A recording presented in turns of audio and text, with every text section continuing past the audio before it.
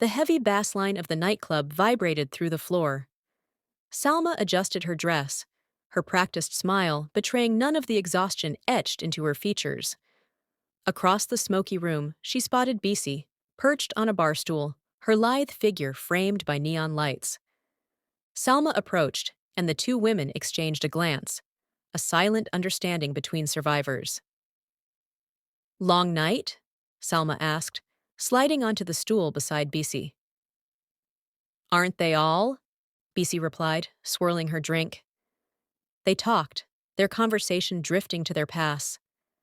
Salma recounted her childhood, her mother's death, the promises of a man who offered her a future, and how those promises had unraveled into the grim reality of her current life. Bisi's story mirrored hers in many ways: a broken home, desperation, and betrayal. "You do what you must to survive," Bisi said, her voice hardened. "No one's coming to save us." Their moment of camaraderie was interrupted by a man in a tailored suit. He slid an envelope across the bar toward them. "A job," he said simply. Salma hesitated, but Bisi snatched the envelope and opened it. Inside was a stack of cash and a slip of paper with instructions.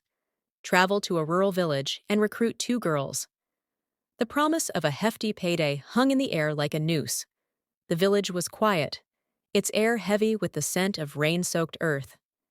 Salma and Bisi, posing as representatives of an NGO, distributed brochures promising scholarships and a better life for young girls.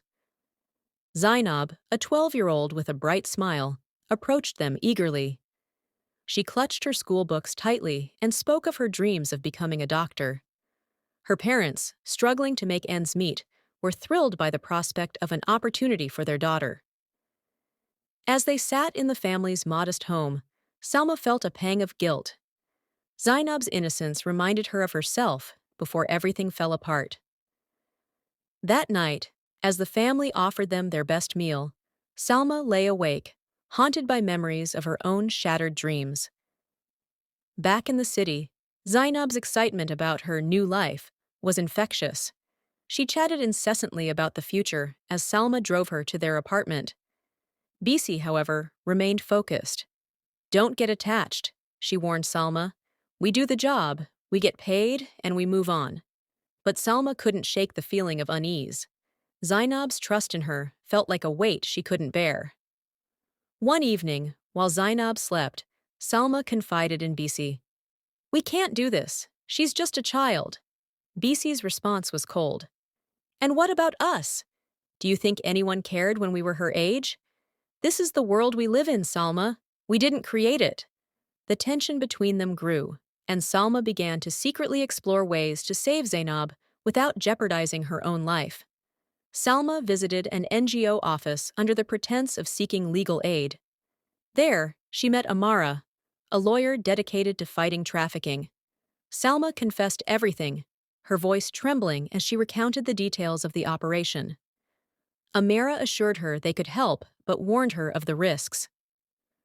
"We need evidence to dismantle this network," she said. Salma agreed to gather information, knowing this decision could cost her everything. Meanwhile, Bisi's suspicions grew. She noticed Salma's frequent absences and began to question her loyalty. The trafficker called a meeting to discuss the next steps. Salma, her hands shaking, planted a recording device under the table. She listened intently as he detailed the operation, her heart pounding with every word. Later, Bisi confronted her. "What are you doing, Salma?" she demanded, holding up the recording device she had found. Salma broke down, pleading with Bisi to help her. "We can't let this happen. Think about what we've been through. Do you want that for her?" Bisi's resolve wavered. Memories of her own childhood surfaced, and for the first time, she allowed herself to feel the weight of her actions. "If we do this," she said finally, "there's no going back."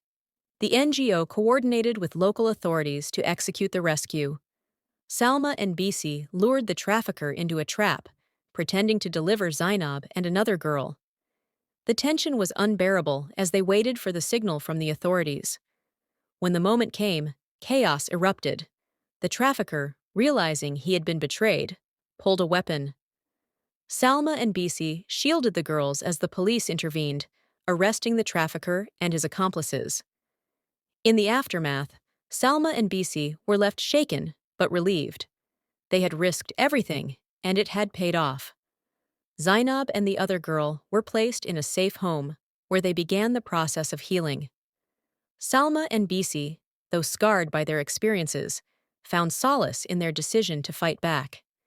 They started working with the NGO, sharing their stories to raise awareness about trafficking and offering support to other survivors. It wasn't an easy path, but it was one filled with purpose. They realized that in the darkest place there's hope.